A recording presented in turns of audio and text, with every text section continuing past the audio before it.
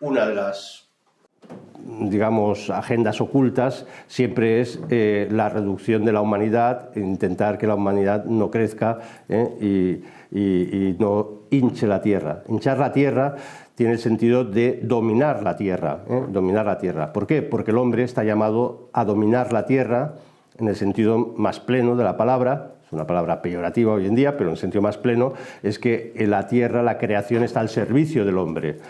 Y por misteriosa misericordia de Dios, hasta incluso los ángeles de la creación están al servicio del hombre. Es parte del plan salvífico de Dios. Y parece que toda la ecología va contra esto. Vamos a intentar reducir, incluso eliminarlo si pudiera ser, a la humanidad. Y en todo caso, los que queden tienen que ser esclavos de la creación, no la creación que esté al servicio de ellos. Y esta es la perspectiva que creo que tenemos que tener. De hecho, uno de estos ecólogos, ecologistas radicales, luego veremos que se llega hasta el desquicie mental, dice, decía en una de sus obras, un tal Aldo Leopold decía, debemos abandonar la tradición judeocristiana que ha visto un bien que ha visto un bien que nos pertenece, que la tierra es un bien que nos pertenece, y no como una comunidad a la que pertenecemos. Y esto ya también es otra gran herejía cristiana, que es el panteísmo. Nosotros no somos la creación, lo más sublime de la creación, los seres humanos, sino que nos tenemos que integrar en una especie de bien al que pertenecemos, que es evidentemente para ellos la tierra, y con todas las concomitancias que luego tendrá.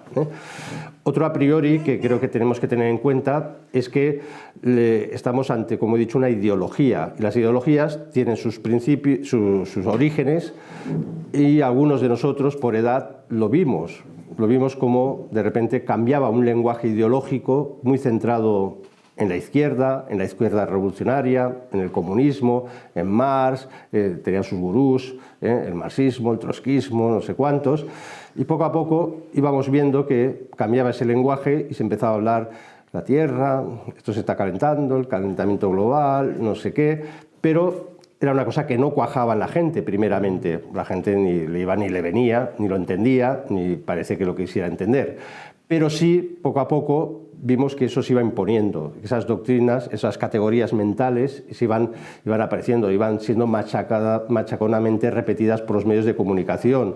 Un lenguaje que primero empezaron a utilizar los políticos, luego evidentemente los periodistas, y luego ya por un efecto de mimesis y de imitación, y porque reconozcámoslo, estamos bastante aborregados, pues sin reflexionarlo, la gente ya empezaba a repetir toda una serie de eslóganes, una serie de pensamiento estereotipado, repetitivo, simplificado. Y este proceso, insisto, desde los años 80, los 90, empezó muy duro y ahora ya, digamos, ya se ve con toda normalidad. Pero esto no era así, sino que ha sido una ideología. Las ideologías vienen de arriba abajo, impuestas por unas élites, luego lo comentaremos, y las élites siempre, cuando imponen una ideología, es porque hay algún interés detrás, y también hay que descubrir cuál podría ser ese interés, mucho más perverso de lo que nos imaginamos, mucho más perverso. Pero el interés está ahí. Y entonces hay un autor que siempre cito, que es muy clásico, Christopher Lasch, la rebelión de las élites, donde se plantea que nos habían hecho creer que el pueblo era rebelde, revolucionario, contra las élites que los dominaban. Y Christopher Lasch dice, no es así, Las que son verdaderamente revolucionarias son las élites, y más ahora, las élites mundiales quieren transformar nuestra mente, quieren transformar nuestros hábitos, quieren transformar nuestros estilos de vida y someterlos a lo que ellos consideran que es un prototipo de vida ideal. Entonces cuenta como las élites americanas, por cierto, normalmente de izquierdas y demócratas, eran las que empezaron con que hay que ser vegano, con que no hay que comer carne, con que no hay que hacer grandes barbacoas, no hay que fumar, hay que ir al gimnasio, hay que llevar una vida sana. Pero ojo, esto que es muy bonito, detrás hay toda una categoría de antropológica muy importante, y decía, no, y el resto de americanos lo que quieren es estar con la familia, no quieren ensayar cosas raras de matrimonios o cosas que se digan matrimonio que sea hombre-hombre, hombre-botijo, hombre lo que sea, estas cruces, no, al final el americano de clase baja es un obrero y lo que quiere, y la familia es donde encuentra su refugio, y además es verdad, cuando todo vaya mal, lo único que te queda es la familia, es tu refugio, y si encima lo descompones conceptualmente diciendo que hay muchos modelos familiares y que puedes cambiar, y hasta puedes cambiar de sexo, pues imaginémonos el desastre, ¿no? Entonces, y les gusta comer carne, y les gustaba fumar y tomarse un chupito de vez en cuando, que es muy sano. Pues todo eso la izquierda, la élite, les condena a eliminarlo.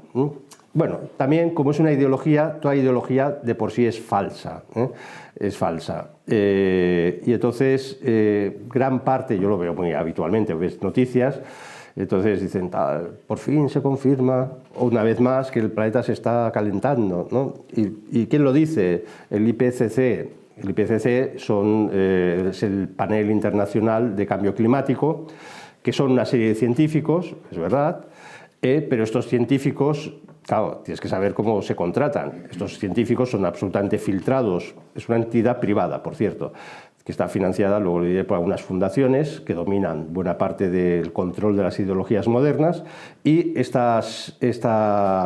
el IPCC, digamos, contrata científicos siempre y cuando estén a favor del cambio climático. Si uno dice, yo estoy en contra, pues ya no te contratan, con lo cual, claro, es como si tú contratas una asociación un panel de control o un observatorio de violadores y solo contratas a violadores, pues al final la violación será buena, ¿no? Porque claro, esto es lógico, ¿no?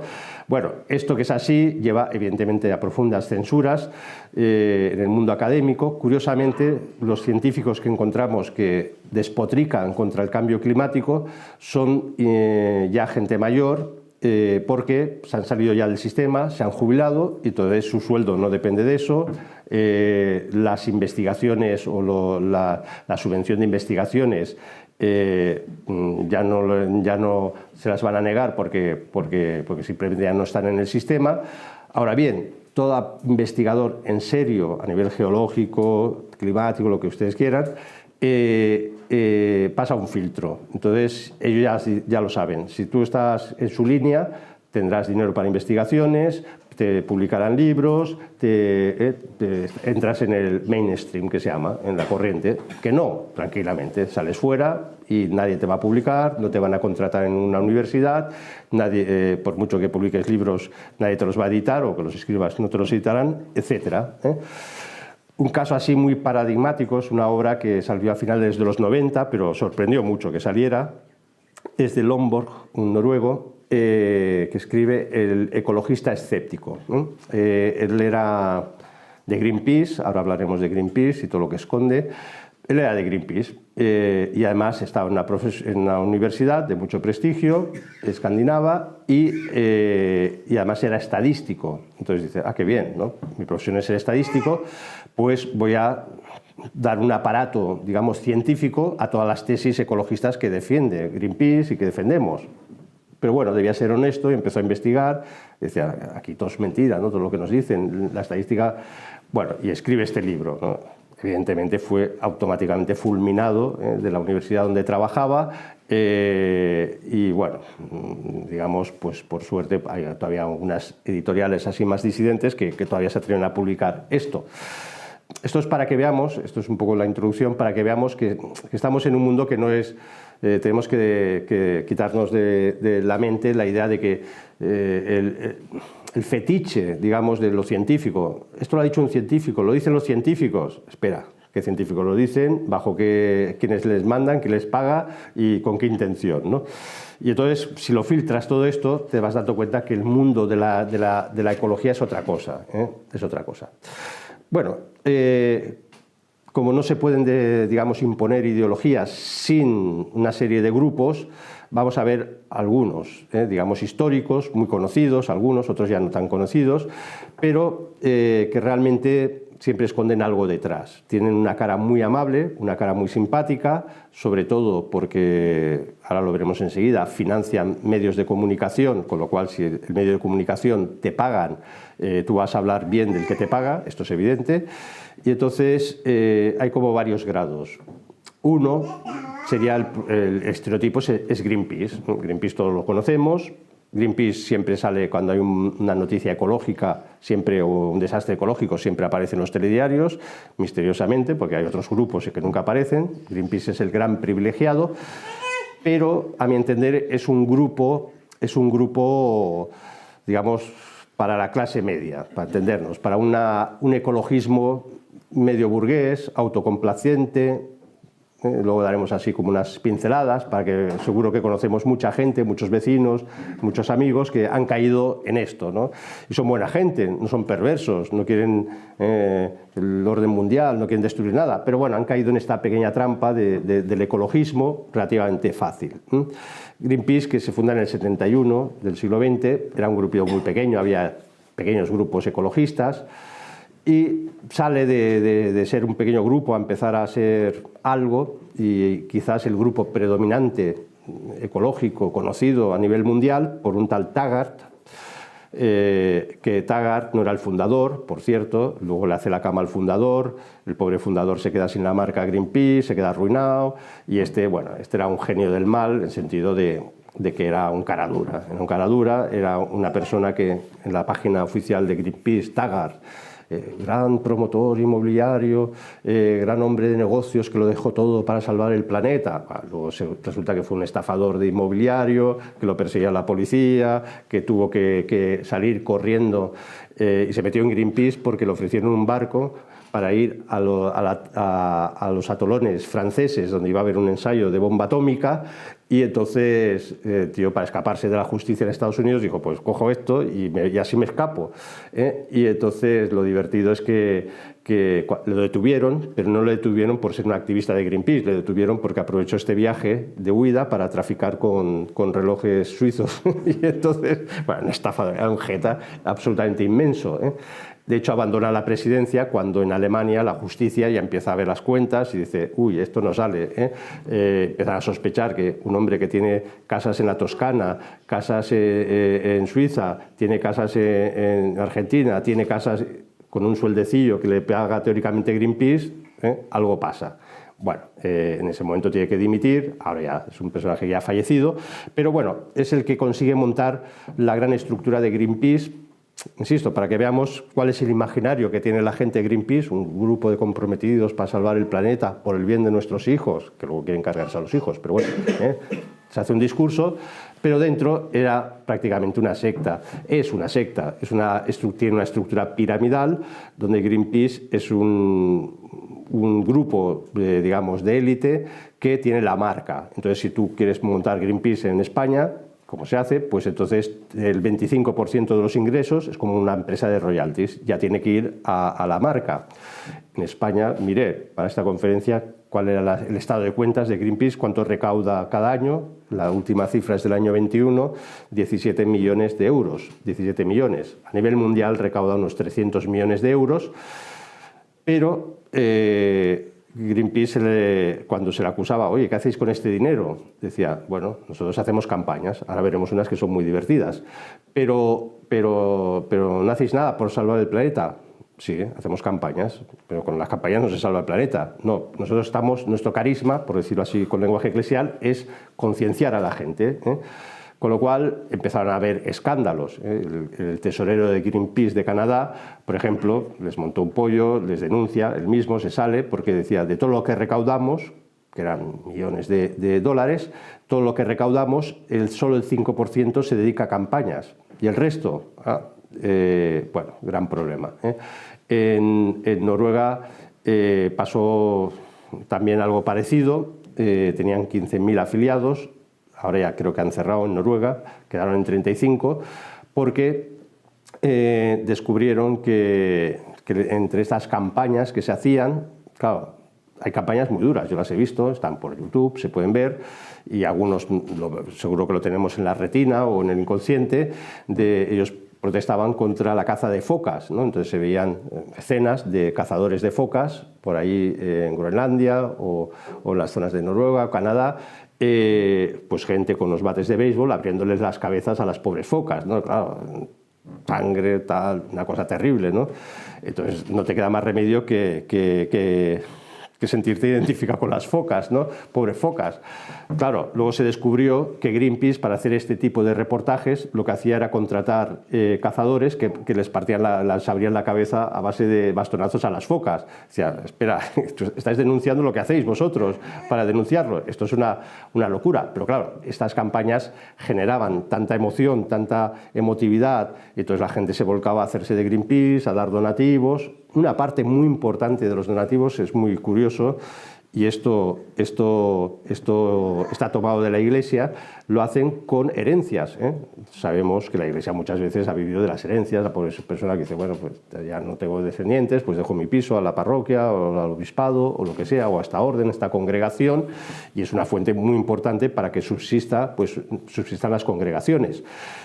Pues Greenpeace, una parte, al menos en España, un tercio de los ingresos viene por herencias. ¿Esto qué significa? Esto ya es algo mucho más interesante. Esto significa que casi es el mismo resorte psicológico de un católico cuando dona a la Iglesia algo, ¿no? Es decir, para, digamos, concienciar mi alma y tranquilizar mi alma, ya haré algo por el planeta. Entonces, pues hago un donativo de mi patrimonio a Greenpeace. Bueno, estas cosas son tremendas. Dentro de estas campañas he apuntado algunas, bueno, aparte de trucos que utiliza Greenpeace, por ejemplo, evidentemente pagar a periodistas. Si te pagan, pues vas a hablar bien de Greenpeace, o medios. También utilizan el prestigio de las universidades. Hicieron también, todo esto está denunciado, lo que digo es porque está comprobado, se han hecho denuncias, se han ganado juicios contra Greenpeace, y entonces una de las denuncias era que una campaña contra el cáncer de pulmón que provocaba trabajar en las serrerías, ¿no? La lógica es que los que sierran árboles se están cargando los bosques, ¿no? Pues entonces la campaña era que cogían cáncer de pulmón, entonces había que cerrar las serrerías. Bueno, y todo esto venía de un informe de la Universidad de Exeter, ¿no? Entonces, ¿qué pasaba? No, esto no era un informe de la universidad. Greenpeace alquilaba un local en la universidad y luego decía, tal, es como si yo alquilara un local en la universidad, hacía un informe y luego desde la Universidad de Barcelona, no, esto lo ha hecho desde un despachito alquilado a la Universidad de Barcelona. Bueno, estas triquiñuelas, 1000 y más. Entonces había un tipo de campañas que, por ejemplo, contra las focas, a las ballenas, me acuerdo de esta campaña. Hemos asesinado el 94% de las ballenas. Claro, qué miserables que somos los seres humanos. Pero si uno utiliza mínimamente la lógica matemática, dice, 94% de las ballenas, ¿desde cuándo? Si es desde el principio de la humanidad, pues hemos matado pocas, porque quedan muchísimas. Si es en el último año, nos las hemos cargado casi todas. Claro, si no contextualizas el eslogan, es absurdo lo que estás diciendo. Tiene 1000 millones de interpretaciones. Bueno, y estas son, digamos, el tipo de artimañas. También lo hace la Coca-Cola y lo hace todo el mundo, ¿no? Pero quiero decir que al final, si tú vas del prurito de que vas a salvar el mundo, pues como mínimo un poco de decencia, ¿no?, en las campañas. Lo que nunca se ha dicho, por ejemplo, es las campañas contra el comercio de foca, de piel de foca, que las hicieron en los años 80, muy fuertes, en Canadá, con los inuit, en Groenlandia, los indígenas de Groenlandia.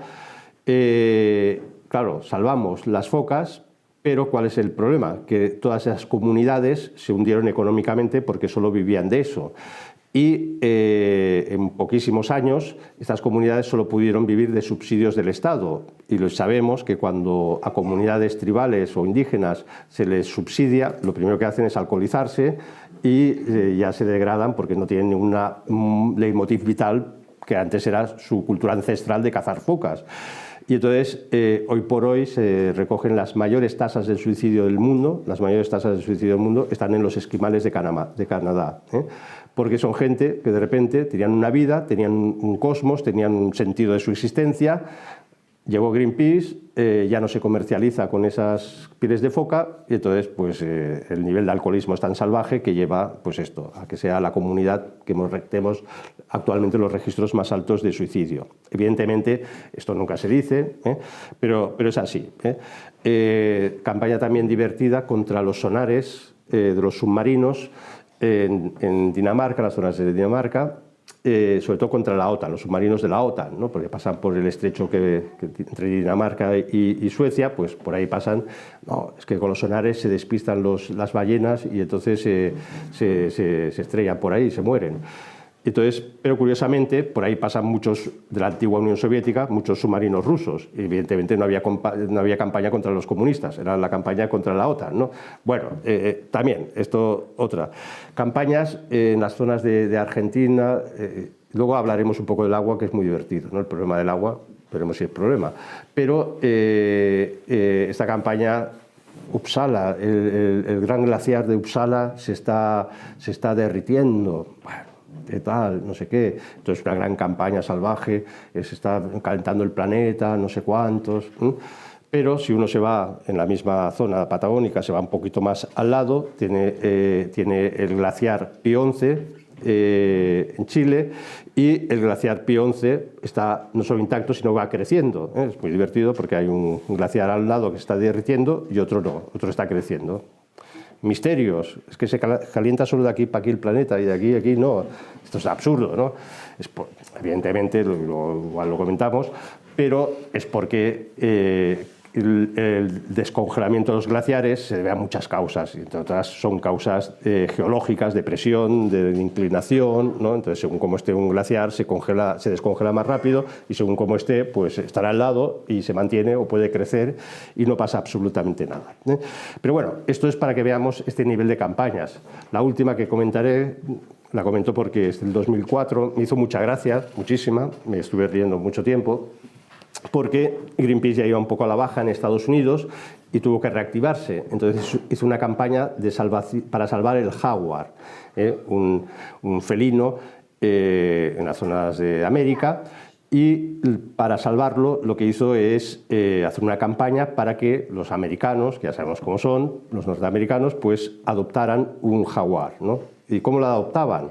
Pues se ponía un chip en un jaguar y entonces tú le ponías un nombre, a este le llamaré Rodolfo o Pepito, ¿no? Como quieras, lo adoptabas y por GPS, tú tenías en tu pantalla, podías saber cómo se movía el jaguar y tal, y te das feliz, ¿no? He salvado un jaguar y tal. Bueno, la cosa era fantástica, la gente adoptaba jaguars, jaguarés, que se dice ahí, y entonces, bueno, pero entonces empezaron los problemas, porque mucha gente que había adoptado un jaguaré, un jaguar, primero estaba en una zona donde habitualmente nunca ha habido jaguars, pero bueno, y además nunca se movía, el GPS está aquí, no se movía, no se movía.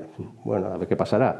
Y así mucha gente. Entonces se hace una investigación y, bueno, se hace una investigación a raíz de una queja de un campesino de por ahí, de Hispanoamérica, que Greenpeace no le pagaba. Y entonces denunció que Greenpeace no le pagaba. ¿Y por qué le tiene que pagar Greenpeace? No, es que tengo que poner un chip a mis vacas, ¿no? Entonces resulta que los jaguares eran vacas que estaban ahí, ¿no? Y entonces, claro, la vaca no se mueve mucho, que digamos, ¿no? Y entonces, gran escándalo, tapado rapidísimamente por la prensa, evidentemente, pero, digamos, esto es un poco para ver el perfil, ¿no? No son anécdotas sueltas, es un estilo ya de hacer, ¿no? Bueno, hay otra fundación, ahora está a la baja, pero tuvo muchísima fuerza, que es WWF, la World Wildlife Fund, que es la Fundación para la Vida Salvaje, cuyo logotipo es un oso panda. En principio era una fundación para salvar al oso panda, dirigida por un extraño y tremendo personaje, el duque de Edimburgo. Para los que no lo conozcan, se murió hace un tiempo, era el marido de Isabel II de Inglaterra, esta señora tan mayor que parecía que no se moría nunca, y al final se murió, parecía que había descubierto la fuente de la eterna juventud. Bueno,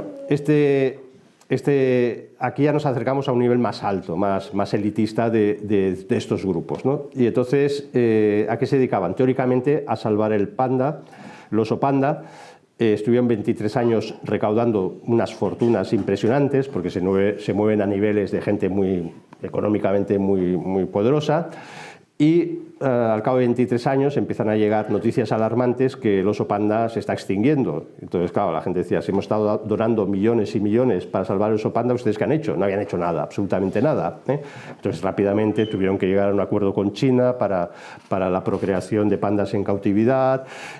Bueno, y se salva el pobre panda, se salva de milagro. Bueno, WWF, bueno, las campañas es que son tan delirantes que casi da vergüenza contarlas, ¿no?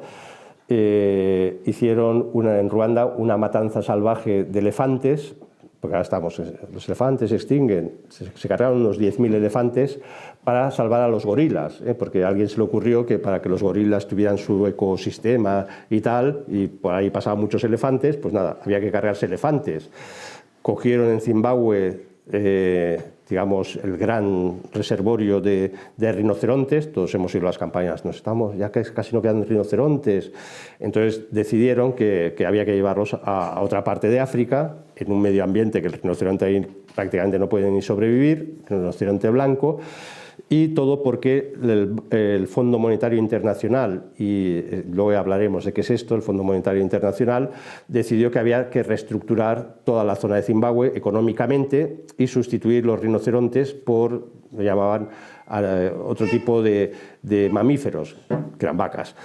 O sea que básicamente nos hacen llorar con el rinoceronte blanco y tal, y ellos mismos son los que, digamos, han hecho estas campañas sin ningún sentido.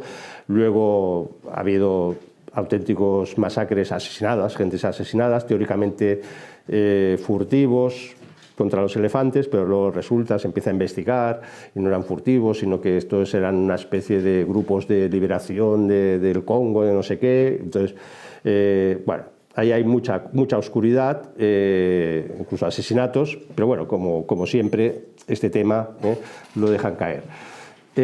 Lo que consigue la World Wildlife Fund es que, ellos son la Casa Windsor, ¿no? Los de la Casa Windsor, Duque de Edimburgo, pues claro, buena parte de África en el siglo XIX y parte del XX era inglesa, era la corona inglesa. Y entonces, lo que se ha llamado esto es un neoimperialismo, un neocolonialismo, porque esta fundación y otras, que ahora hablaré, consiguen que un 8% de África, un 8% territorial de África, sean parques naturales. Aquí bien, parques naturales. El 8% de África es como Inglaterra duplicada, o sea que es un territorio, son extensiones brutales de terreno. Y entonces quedan en manos de la gestión, queda en manos de esta fundación, no de los gobiernos.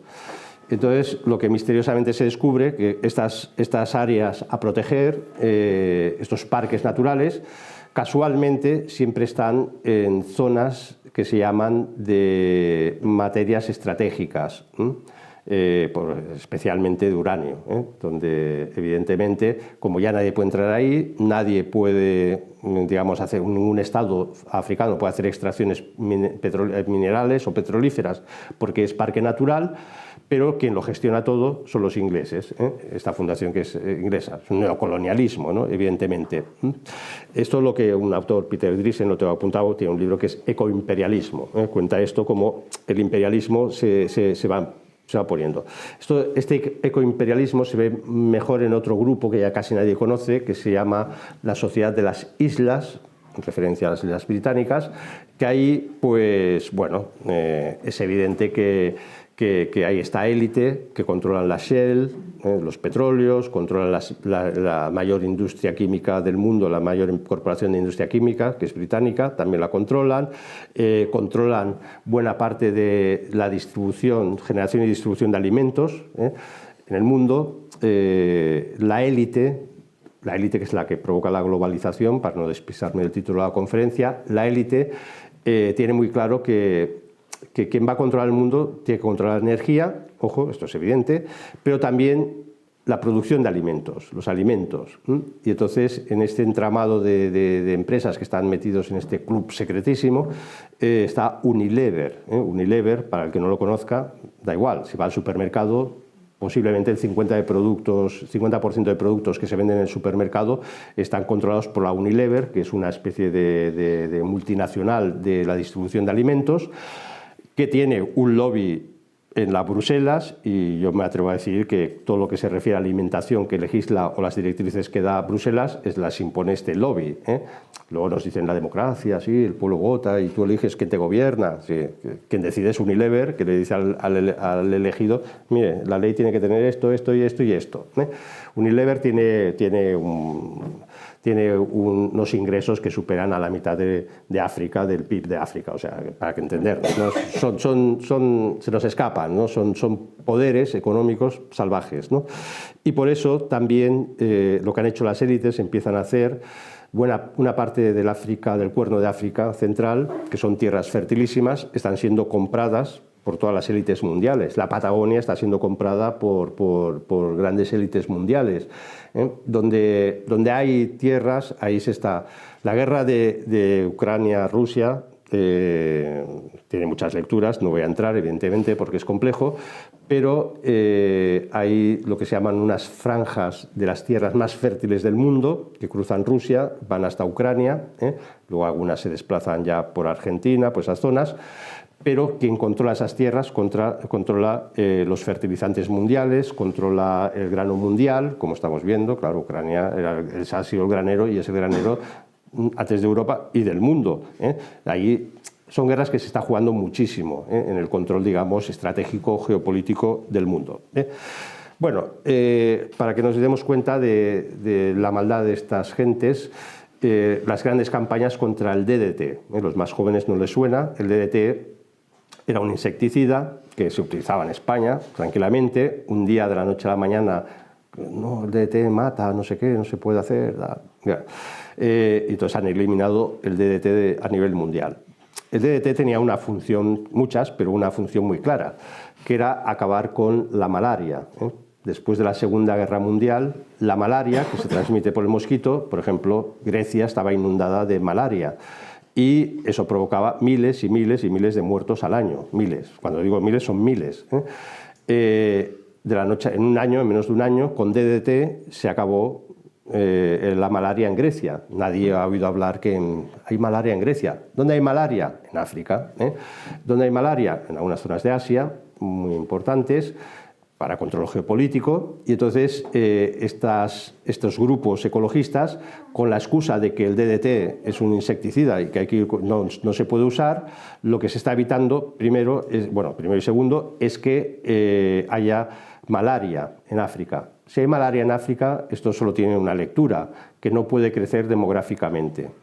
Ahora no podemos por tiempo, porque es imposible, pero nos están tomando el pelo con el número de gente que hay en África, la población en África, se están dando unas cifras absolutamente desproporcionadas, no es así, para darnos la sensación de que hay superpoblación. Si hay superpoblación, es lógico que habrá que hacer políticas de control de natalidad, y la política de control de natalidad más ecológica es, pues, permitir que sobreviva el mosquito de la malaria, no atacarlo con el DDT, y por lo tanto, he leído las cifras también, cada año mueren en el mundo más de 500.000 de personas por malaria.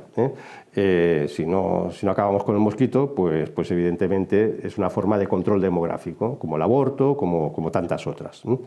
Bien, hay luego unas fundaciones, he dicho, más o menos oscuras, secretas, hay muchas fundaciones de estas, pero bueno, está la Fundación MacArthur, la Fundación Rockefeller, muy importante. Estos han creado, la MacArthur y la Rockefeller, el Centro Mundial de Recursos, que precisamente queda muy bonito, pero la lógica última es, ojo, ¿quién va a controlar los recursos? ¿Cómo la élite mundial va a controlar los recursos mundiales? Y si para eso tenemos que hacer políticas de control salvaje de población, pues lo haremos.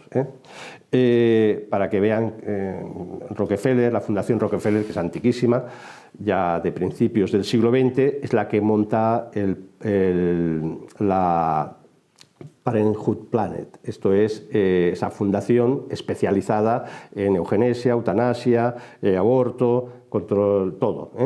Ya desde la fundadora es Margaret Sanger, era una irlandesa, católica por tanto, pero muy resentida, absolutamente resentida contra la religión, y digamos, se inspira en un odio a la maternidad, un odio a la descendencia, que además lo escribe, deja unos escritos terribles.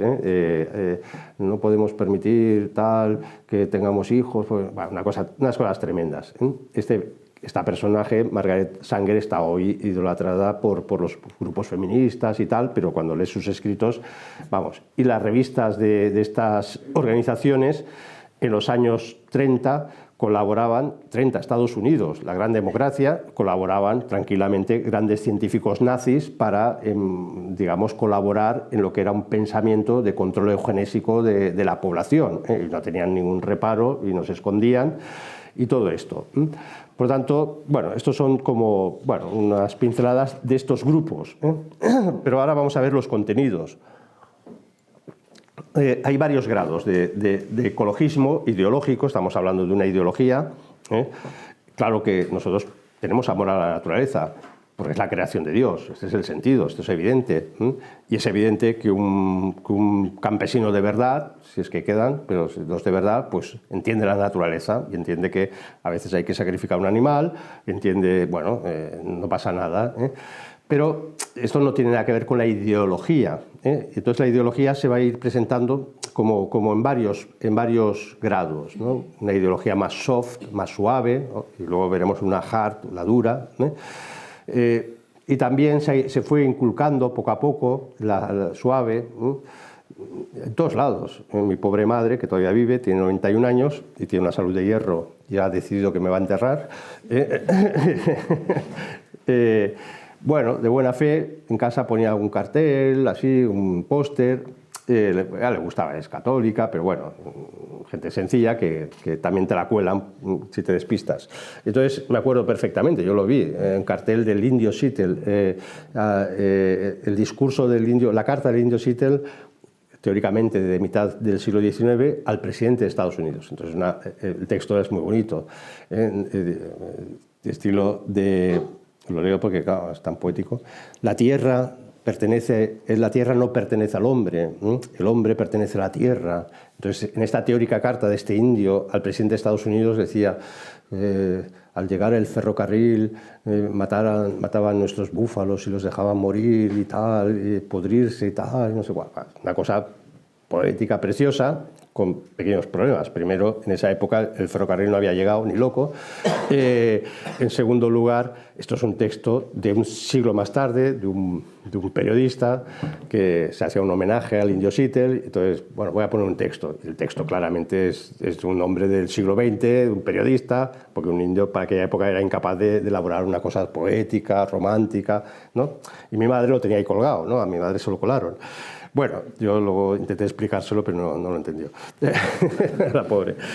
Bueno, entonces este tipo de ecología fue empapándose, ha llegado, y lo vemos en todos lados. Es omnipresente, es como una especie de cosa que ya nos invade y lo aceptamos como normal, ¿no? Los productos bio, que luego resulta que la mitad de productos bio pues, son absolutamente inútiles, tal, las marcas verdes. Nadie sabe que para que te den el Estado o Europa te permita decir que tu producto es verde, tienes que pasar unos filtros y tal de control, pero no para que sea verde, sino porque tienes que pagar y, bueno, es un negocio, ¿no? Lo verde vende, ¿no? Es el eco-shopping que se llama, ¿no? Entonces ahora compramos las cosas ecológicas, la comida ecológica, y entonces hacemos... Pero eso ya poco a poco va inundando nuestra vida, entonces hacemos ya pues una dieta ecológica o vegana, y después pues la psicología, el yoga, y después la psicología positiva, y luego hay que ser optimistas, y luego hay que salvar el planeta, y luego poco a poco, no sé si me explico, algo que parecía una cosa limitada se extiende a toda nuestra vida y existencia, y eso ya es muy peligroso porque empezamos a operar con una lógica que ya no es la normal, porque al final, luego comentaré, esto siempre acaba en lo mismo, el nosotros y vosotros. Nosotros somos los puros, los sanos, el tal, y usted es el que contamina el planeta, usted es el malo, usted es el causante. Se juega a esto, a categorizar. Si sigues la ideología, si sigues lo que proponemos, serás de los nuestros. Que no, pues vas a salir fuera, ¿no? Entonces, insisto que esto ha ido ha ido calando. Yo me acuerdo en el año 89, justo, y además no es tonto, cae el muro de Berlín. Significa que el comunismo como gran ideología revolucionaria va a morir, y de hecho muere en pocos años, pero claro, si muere una ideología profundamente anticristiana, tiene que ser ese espacio sustituido por otra ideología. Y a ello coadyuvó pues, el propio capitalismo. En la revista Time del 89 aparece en portada personaje del año, porque cada año aparece el personaje, a veces era Ronald Reagan, a veces Gaddafi, a veces... Y ese año, el 89, el personaje del año fue el planeta Tierra, lo cual es brutal, porque te están diciendo que el planeta es un personaje, es una persona, ¿no? Entonces, y es el personaje fundamental, es el personaje del año. Justo ese año se hacía un reglamento en la ciudad de San Francisco. Si alguno conoce Estados Unidos, San Francisco es lo progre de lo progre, de lo hiperprogre, y entonces ya inoculados de esta progresía ecologista, se hizo un reglamento conforme los pobres, los homeless, los pobres de la ciudad, no podían dormir en los parques porque era antiecológico, ¿no? Porque chafaban hierbas y plantas, entonces pues los pobres ya ni podían dormir en los parques, con lo cual ya encontramos esa inversión. De repente el hombre no es importante, ¿no? Este es un pobre, ¿no? Pues lo importante es la hierba, ¿no? Entonces, y es curioso, ¿no? Como coincidió en el tiempo estas dos circunstancias, puramente accidental, pero muy ilustrativas al mundo hacia el que íbamos. Bueno, yo siempre en clases a veces cuando sale el tema, si sale, pongo el ejemplo, ¿no? Como es una ideología, es un imaginario, no es real, este ecologismo. Porque a los jóvenes, esta es una ideología que ha calado en los jóvenes, sabemos que cuando hacemos estudios sociológicos, ¿quiénes son los más ecologistas? Los jóvenes, evidentemente, pero porque se lo meten en la escuela, no porque hayan llegado por convencimiento. Los jóvenes. Urbanitas, porque los dos pueblos no dicen que son ecologistas, los urbanitas, los de las ciudades. Entonces, cuando paralelamente se hacen encuestas de joven, ¿cómo le gustaría pasar su tiempo libre? Se dan muchas opciones y una es pasar un fin de semana en el campo. Pues menos de un 1% dice que le gustaría pasar el fin de semana en el campo. Somos muy ecologistas, pero en la ciudad, porque nos gusta ir a las discotecas, etcétera, etcétera, ¿no? Claro, ya vemos que es algo psicológico, es algo en nuestro imaginario mental, pero no tiene nada que ver con una práctica real de una aparente ecología buena o sana, no tiene nada que ver. Bien, dicho esto, alguno de estos que ha pensado la ecología, Luc Ferry, un sociólogo, habla del nuevo orden ecológico, ¿no? Como estableciendo diferentes grados de ecología, una antropológica, que sería esta, todavía el hombre es el centro. Bueno, vamos a salvar el planeta porque en el fondo queremos que la humanidad esté bien, ¿no? Bueno, todavía el hombre es el centro, ¿no? Vamos a hacer desodorantes naturales porque así contaminamos menos. Bueno, y las guarradas estas que se han inventado ahora, que van, que las mujeres no usen Tampax, pues, porque ahora, pues, no sé, que usan musgo, en fin, bueno, cosas estas que uno las lee de entrasco, pero bueno, todavía parece que lo importante somos nosotros.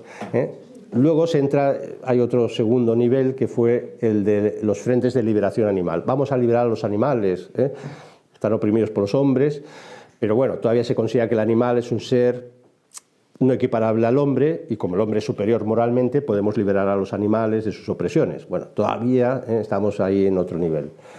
Pero ya llegamos a la ecología hard, dura, que es lo que se llamaría la deep ecology, esto es la ecología profunda, ¿no? la radical, donde ya se invierte todo y el hombre se convierte en el enemigo de la naturaleza. Y por lo tanto, el hombre es sospechoso. Y entonces, incluso si tenemos que llegar a eliminar al hombre, ya lo veremos, pues hay que eliminarlo, se elimina, no hay problema. Cuando llega la deep ecology, empiezan a aparecer conceptos que ya no suenan a ese panteísmo, a esa nueva religión. Ellos utilizan conceptos de esto, ¿no? Egoísmo de la especie humana. La especie humana es muy egoísta, claro, te comes a las gallinas, ¿no? Pues pobre gallinas, no te das cuenta que la gallina es un ser sensible y tal, y no sé cuántos. Por cierto, tengo una hermana que es de estas. Y tiene osteoporosis porque no tiene calcio, y su marido, que es médico, le dice: come huevos de la gallina. Oh, pobre gallina, no le va a comer su huevo. No, si el huevo no está fecundado, no hay pollito dentro, es un huevo. No, bueno, pues así estamos, ¿no? O sea, cuando ya cruzamos ciertos límites de racionalidad nos volvemos tontos, ¿no? Y se lo digo a mi hermana: eres tonta, o sea que no, está grabando y da igual. Términos de igualitarismo biosférico, todos somos iguales. Antes los comunistas aún tenían la dignidad de decir: todos los hombres somos iguales. No es verdad, pero bueno, como mínimo el hombre era el centro del discurso, ¿no? Los hombres somos iguales. Por cierto, no decían hombres y mujeres como ahora, todavía utilizaban el genérico, con lo cual demuestra que todavía tenían cierto sentido común. Todos los hombres somos iguales, todos los hombres, las mujeres y los no sé qué, en lo de medio. Bueno, entonces hablan de la igualdad de las especies ahora. Hemos pasado de la igualdad, la lucha comunista, a la revolución de las clases para conseguir una igualdad como valor absoluto. De repente importa tres pepinos el proletariado, porque es un tío que le gustan las hamburguesas y fuma, y le gusta el alcohol, a de repente la igualdad de las especies. Y entonces empiezan ya unos discursos bastante peligrosos, porque esto lo juntan con la New Age, lo juntan con el Zen, con las meditaciones Zen. Bueno, ya entramos en círculos muy peligrosos. Por ejemplo, hacen unos discursos salvajes contra los derechos humanos, ¿no? Porque dicen que es muy egoísta, porque ponemos en el centro al hombre. Si declaramos la Declaración de los Derechos Humanos, tendría que ser la declaración de los seres vivientes, entre los cuales incluiríamos también pues, todo el resto de animales, de seres vivos. Pero es que, claro, esto nos lleva al absurdo, porque entonces una vaca es una carnívora de otro ser viviente que es la hierba, ¿no? La hierba también está viva, no sé si me explico, ¿no? Entonces, y entonces la hierba es canalla porque absorbe los pobres minerales, ¿no? Oiga, usted va contra el reino mineral, ¿no? Claro, entramos en un circuito de demolición de todo sentido común. Pero bueno, esto les va bien, ¿no? Incluso ya se prefigura lo que va a ser el transhumanismo. Porque además es así, yo siempre lo digo, quitamos a Dios para poner del centro para poner al hombre. Pues ya era de sospechar que el hombre no iba a durar mucho. Ahora el hombre lo hemos sustituido por la naturaleza, pero es que el propio hombre ya ni siquiera va a ser una especie, porque entramos en el transespeciismo y por tanto o en el transhumanismo o en la ideología de género trans. Tú, primero, olvídate que eres hombre. Y si acaso, y por supuesto tienes que olvidar que eres hombre distinguido entre sexo masculino y femenino, porque somos una especie distinguida sexualmente. Y olvídate que siempre vas a permanecer como esa especie, porque puedes evolucionar, como estos tíos que se ponen aquí escamas de peces y tal, y soy un pez. Bueno, mire, pues métese en una pecera y déjeme en paz, ¿no? Y no hable, ¿no? Al menos cállese, ¿no? Bueno, es la locura, ¿no? Si sustituimos a Dios, el hombre no va a aguantar, la antropología humana no va a aguantar, y es lo que hemos visto, y no aguanta, y entonces entramos en esta locura. Y de ahí su odio, ¿no? Y entonces esta prefiguración del transhumanismo se ve muy claro ya en el siglo XIX. Un tal Zimmerman, un loco, decidió que, hombre, necesitamos aquí trabajadores más recios, y entonces decidió que se cruzaran en París, se cruzaran prostitutas parisinas con orangutanes, para conseguir una especie de unos brutos, ¿no? que se dedicaran al campo, a lo duro de ser obrero, de la construcción y todas estas cosas. Luego en el siglo XX esto lo vimos con la Unión Soviética, como Stalin incitó, o mejor dicho, un científico emocionó a Stalin de que podía procrear el supersoldado soviético, el soldado soviético que era cruzando óvulos de mujer con esperma de orangutanes, ¿no? Y se hicieron experimentos, esto no quedó en teoría, luego evidentemente no salió nada, por suerte, pero esto no solamente lo intentaron, sino que yo estoy convencido que se sigue intentando en esos laboratorios que nunca sabremos qué se está haciendo, ¿no? Porque al final es la misma locura, ¿no? Hay que acabar con el hombre.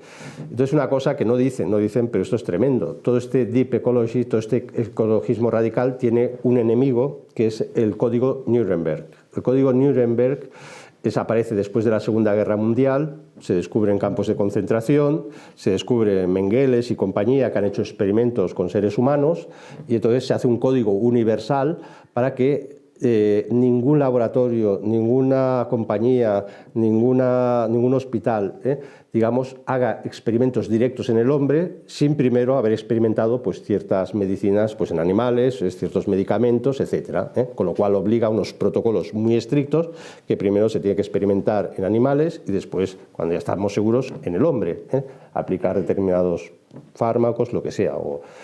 Entonces, claro, este código de Nuremberg para estos Deep Ecology es satánico, porque dicen, claro, estamos experimentando con las pobres ratas, ¿no?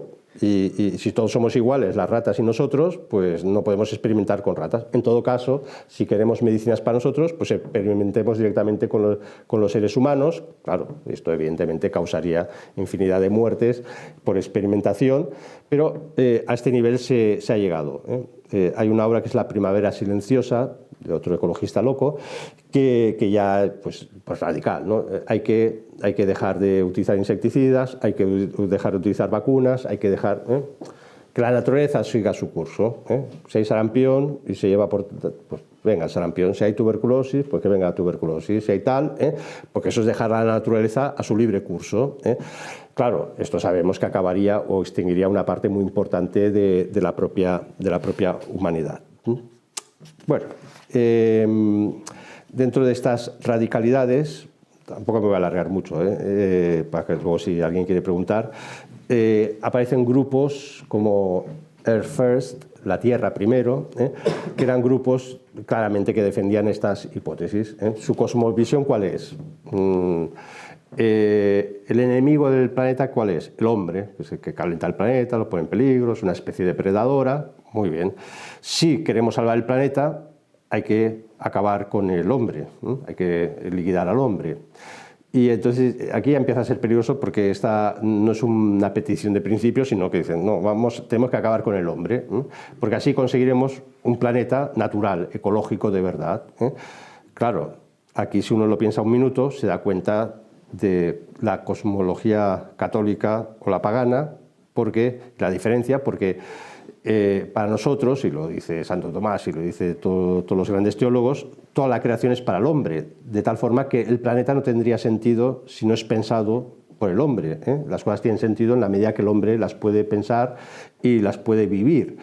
Entonces, ellos que sueñan un planeta sin hombre, ¿pero a qué se reduciría un planeta sin hombre? Bueno, pues unos bichos herbívoros que se comen plantas, carnívoros que se comen a los herbívoros y así constantemente, ¿no? Sería todo el mundo comerse, es una cadena alimenticia, ¿no? Y ya está, esto es el planeta, no hay otra cosa. Pero para ellos parece ser que es lo ideal. El duque de Edimburgo dijo una vez, ha quedado recogido, además como eran de estos esotéricos y bueno, una cosa tremenda, creía en la reencarnación, la creía ciertamente, creía que se iba a reencarnar. Entonces le preguntaban, bueno, tal, pues si cree en la reencarnación, en su siguiente reencarnación, ¿qué le gustaría ser? Y no dudó, dijo, me gustaría ser un virus mortal en el tercer mundo, porque así liquidaría pues mucha gente, entonces salvaría el planeta. Esto lo dijo tan campante este tío que aparecía en la televisión al lado de la reina Isabel II. De hecho, el Club de las Islas tiene unos documentos muy interesantes. En aquella época el planeta se estaba acercando, había pasado de 5.000 millones, se estaba acercando ya a 6.000 millones, y dijo tenemos que conseguir, objetivo del Club de las Islas, es que la humanidad quede reducida a 1.000 millones. Por lo tanto, sobran 4.000 millones o 5.000 millones. Si sobran 4.000, 5.000 millones, ya me dirán ustedes cómo se eliminan. Pues lo sabemos, por aborto, por tal, etc.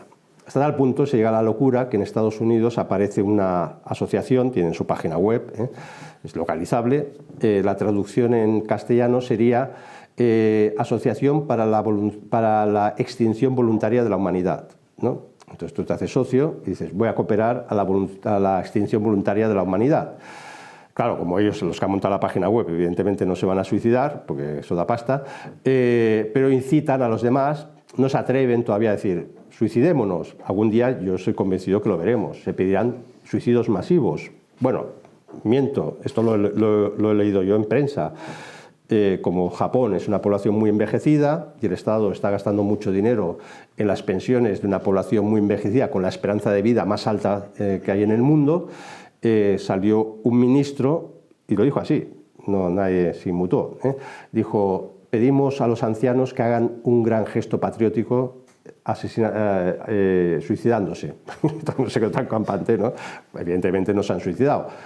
Pero para que veamos la lógica, llegamos a una lógica y digan: oiga, suicídese, ¿no? ¿Qué hace? Usted está atentando contra el planeta. Ya hemos invertido. El hombre no es lo más elevado en la creación, sino que es algo que está fastidiando la creación. Bueno, ya ni siquiera creación, porque estos creen que es eterno, el planeta. Y entonces, bueno, poco a poco, pues a eliminar. Claro, uno ya va leyendo estas cosas y dice: bueno, aquí estamos entrando en una dinámica muy peligrosa, muy peligrosa. ¿Esto cómo sirve a la globalización? Yo lo vi muy claro cuando una vez uno de los eslóganes directrices de este mundialismo con respecto a la ecología dijo lo siguiente: la ecología no entiende de fronteras. Si se está calentando el planeta, pues se estará calentando en Francia, en España, en todos lados. Si hay un drama de una central nuclear, pues la radioactividad se extenderá por Europa y no entiende de fronteras, no se va a parar en la frontera alemana. Esto es lógico, es evidente. Pero la perversidad viene con la siguiente parte de la afirmación: los problemas ecológicos globales exigen políticas globales. Claro. ¿Qué se ha creado? La idea de que el planeta es algo global, que es verdad, no lo vamos a negar, pero entonces la política se tiene que deshacer, ir deshaciendo esas viejas fronteras que para la globalización ya no tiene sentido. No tiene sentido. Por cierto, me olvidé decir, ahora me ha venido a la cabeza, el mayor propietario de tierras de Estados Unidos, el mayor terrateniente de Estados Unidos es Bill Gates. Bill Gates nos dejó Windows, que es una birria de programa, por cierto, se ha forrado de pasta, una cosa que falla siempre, y entonces con ese dinero se está dedicando a comprar las mejores tierras de Estados Unidos, lo que hemos dicho antes. Al final, y este mismo Bill Gates u otros de élites, lo que he dicho, están comprando tierras en la Patagonia, en África, da igual, porque para ellos sí que el planeta no tiene fronteras. Y entonces disolver las fronteras políticas o disolver los estados nacionales, en el fondo, no es para facilitar que todo sea más ecológico, más bonito y vivamos más felices, sino para que ese poder mundial no se encuentre con esas resistencias de estructuras de poder que todavía tienen o mantienen mínimamente los estados, ¿vale? Bueno, y ahora acabo, porque no quiero alargarme y tendrán hambre, con unos mitos, los esbozo simplemente, pero bueno, mitos y datos reales para compararlo con los mitos o reflexionar. Y si luego hay turno de preguntas, pues igual profundizamos. Se acaba el agua, ¿no? Esto es la mayor tontería de la historia, porque el agua es una constante. Habrá tanta agua, el agua que hay siempre es la misma, en diferente estado, congelada, vaporizada o lo que ustedes quieran, ¿no? Pero es una constante, el agua no desaparece, está ahí, otra cosa en qué estado esté. Bien, esto lo digo porque el 77% del agua del mundo está congelada, ¿vale? Ahora hablaremos con esto de que los polos se están derritiendo. Sí, ahora hablaremos de los polos. Del resto del agua, el 33% del resto es agua líquida.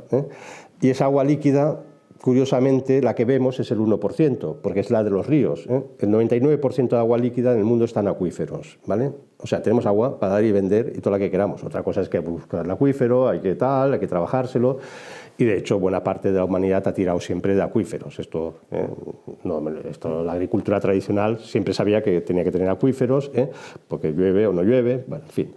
Dicho esto, lo he vuelto a hacer, esto lo he estudiado muchas veces, pero digo, bueno, por si acaso ha cambiado algo, voy a volver a recoger los datos. Los recogí el otro día, hay páginas especializadas que te dan los datos reales del hielo en el mundo. Dejando al lado los glaciares, que es 0, tanto por ciento, muy poquísimo, donde hay más hielo en el mundo es en la Antártida. Es el 90% del hielo mundial, ¿de acuerdo? El 90%. El 9% restante no es el Polo Norte, es Groenlandia. Que por cierto, Groenlandia, todo el mundo sabe que viene de Greenland, tierra verde. porque cuando llegaron los vikingos eran pastizales, todo era verde, no había hielo, con lo cual en aquella época calentar el planeta con dióxido de carbono de los aviones, más bien que no, porque no había ni aviones, ni había, eran todos barquitos y poco más. Quiero decir con esto que la Tierra se calienta, se enfría, va como va, se autoajusta, se autorregula, pero lo que nos dicen siempre es el miedo del Polo Norte, se va a congelar y ahora ya por fin se abrirá una vía marítima por el Polo Norte porque ya nunca más va a haber hielo perpetuo. Y ahora se ha vuelto a congelar todo. Yo en mi época se ha abierto la capa de ozono y no sé qué, ya morimos todos aquí radioactivados y tal, y no sé qué. Luego se cerró de golpe, ya ha estado 20 años cerrada, ahora se abre otro poquito. O sea, que esto va como va y nada más, ¿no?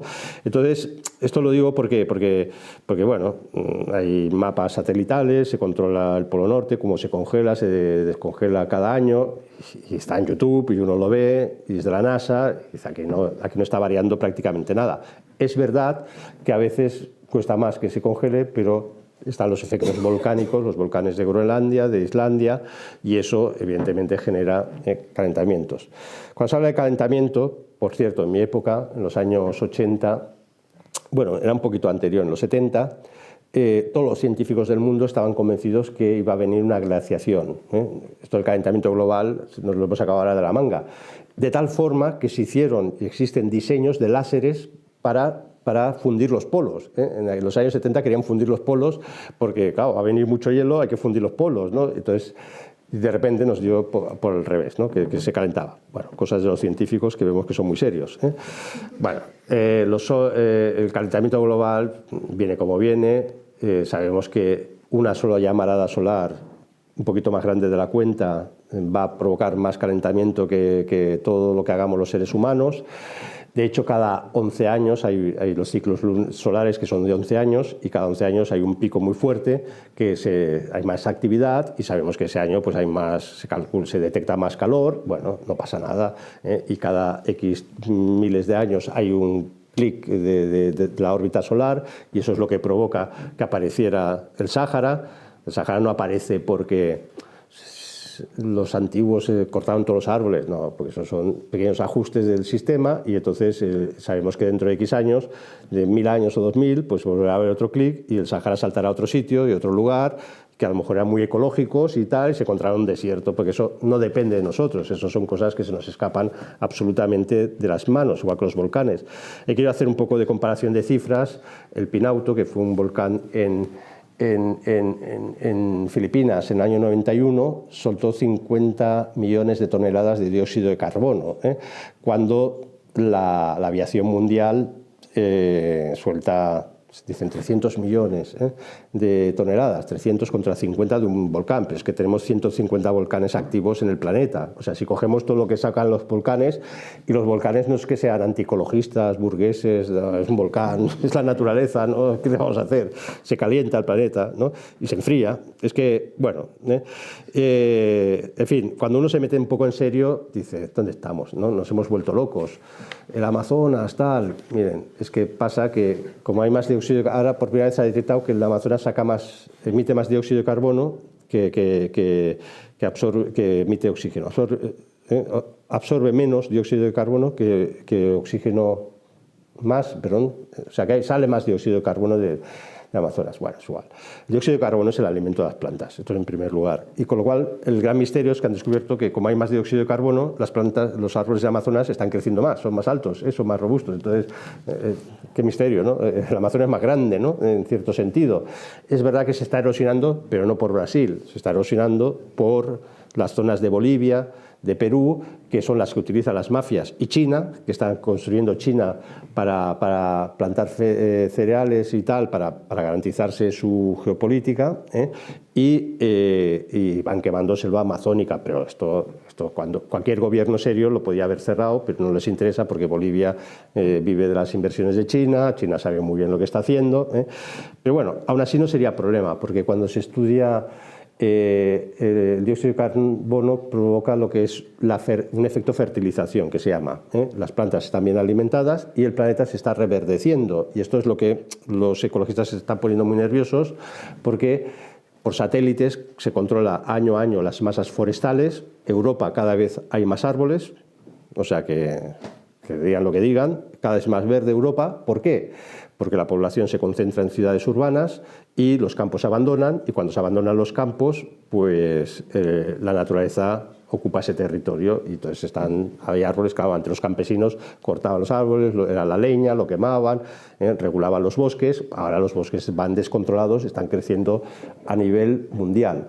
En los últimos 20 años, del 2000 para aquí, se calculan crecimientos de hasta un 10% de la masa forestal mundial, que es algo brutal, es algo impensable. Bueno, con lo cual, ya hablaríamos, yo qué sé, de los coches eléctricos. No, el coche eléctrico ya funciona. Bueno, funciona con electricidad, ¿no? ¿Y esta electricidad cómo funciona? ¿No? ¿De dónde la ha sacado? No, es que hemos quemado carbón, carbón y tal. Bueno, cosas muy divertidas, porque hay una guerra civil también entre los ecologistas. Todo error tiene sus siempre contradicciones, ¿no? Entonces, hay una guerra civil entre ecologistas muy divertida, que es los a favor de la energía eólica, ya por fin, energías renovables. Pero hay una cantidad de ecologistas que dicen hay que quitar los molinos de viento. ¿Por qué? No, es que se cargan los pájaros, ¿no? Porque va rodando y matan pájaros. Pues ya pónganse de acuerdo de ustedes y luego ya nos dicen qué hacer, ¿no? ¿Qué quieren, pájaros o energía renovable? ¿No? Pero esto es guerras tal. Hay ecologistas muy serios, muy convencidos, que dicen aquí lo mejor que hay que hacer es la energía nuclear. Es la más limpia, es la más esto. Los otros se rasgan las vestiduras. Bueno, entre ellos se matan, ¿no? Pero es evidente, un coche eléctrico tiene unas baterías de litio que se ha calculado que si se extendía el coche eléctrico, las baterías de litio que luego se tienen que acumular, eso es más contaminante de lo contaminante habido y por haber, ¿eh? Entonces ya empiezan a recular. Y las alas estas inmensas de los molinos de viento, claro, ahí tienen una vida X, y cuando se acaba, resulta que ¿qué haces con eso? ¿No? Y entonces lo tienen que reciclar. Bueno, entonces y es imposible. Bueno, es unas cosas de locura. Acabo, conclusión. Una conclusión que he apuntado así un poco rápidamente esta mañana, para al menos intentar que no quedara solo como en anécdotas, sino como al principio he dicho, hay que hacer una reflexión más global. En el fondo, la ecología, ¿qué representa? Representa un panteísmo. El panteísmo es que ya no hay Dios. Dios es la creación es Dios, no hay un Dios personal. Si no hay un Dios personal, nuestra entidad como seres humanos personales, que somos participación de Dios, tampoco ya tiene ningún sentido. Y entonces, al final, es un panteísmo inmanentista. No hay trascendencia, no hay sentido de las cosas. Y si no hay trascendencia ni sentido de las cosas, el hombre, pues es verdad, los ecologistas tienen razón, somos un estorbo para este planeta inmanentista, ¿no? Y como esto es una religión, toda religión tiene su casta sacerdotal, y la casta sacerdotal sabemos que son unas oligarquías mundiales cuyo sueño es decir, aquí la chusma ha crecido demasiado, 6.000 millones de tíos, ¿qué hacemos con esto? ¿No? No, nosotros queremos un planeta limpio para nosotros, controlado. Esto sí, tendremos unos cuantos cientos de miles de servidores, proletariado baratillo, con salario mínimo interprofesional, pero nosotros queremos disfrutar el planeta. En el fondo es esto, la ecología es para que decirnos cuando nosotros queremos disfrutar el planeta. Luego hay una chusmilla que trabajará para nosotros y ya está, porque nos ha tocado, somos los elegidos. Por lo tanto, o funciona como una religión o funciona como secta, y cada secta tiene su gurú, y cada 2 por 3 vamos viendo estos gurús ecológicos que te inventan una terapia, que te inventan no sé qué, que se pone de moda no sé cuántos. Bueno, entonces para despistar. El pecado mortal, hemos de considerar que contra esta religión tenemos que volver a nuestras fuentes. Y nuestra fuente, lo dice la doctrina, la sana doctrina católica, un pecado mortal de un hombre, cualquiera, yo mismo, es peor que el mayor cataclismo del universo. Y esto es doctrina de fe, y esto siempre lo hemos aprendido en los catecismos, de verdad. Por lo tanto, cataclismos vendrán, si Dios quiere. En Apocalipsis se habla del gran terremoto, se habla de unas desgracias que uno diría, esto sí que es ecología, desaparecerán 2/3 de los bosques, desaparecerán no sé cuánto de la humanidad, caerá fuego. Esto va en serio, ¿no? Esto es el Apocalipsis. Este Apocalipsis que se han inventado los ecologistas, que tienen las concomitancias, por cierto, con nuestro Apocalipsis, pero en el fondo para ellos es el planeta y para nosotros es la salvación de las almas, es la salvación de la humanidad lo que se está jugando, ¿no? Es la verdadera religión. Y que no nos preocupemos, porque además cuando se consume todo, cuando venga nuestro Señor Jesucristo y venga a juzgar a vivos y muertos, pues habrá, como dice el Apocalipsis, pues una renovación de los cielos y la tierra, por tanto si está contaminado no se preocupen, que se descontaminará todo y se pondrá, porque es así, nosotros, el cielo no es... Digamos, el final de los tiempos no significa que desaparece Dios, su creación la desintegra y estamos las almas por ahí, espirituales, tiradas por ahí, no se sabe dónde, ¿no? No, nosotros resucitará nuestra carne, nos lo dice el credo, creo en la resurrección de la carne, y habrá unos cielos nuevos y una tierra nueva, una cosa misteriosa, no la entendemos, pero será la culminación, la plenitud absoluta de la creación como Dios la ha pensado y como Dios la quiere. Por lo tanto, esto es lo que nos desvela la realidad verdadera frente a la falsificación de la ecología. Muchas gracias.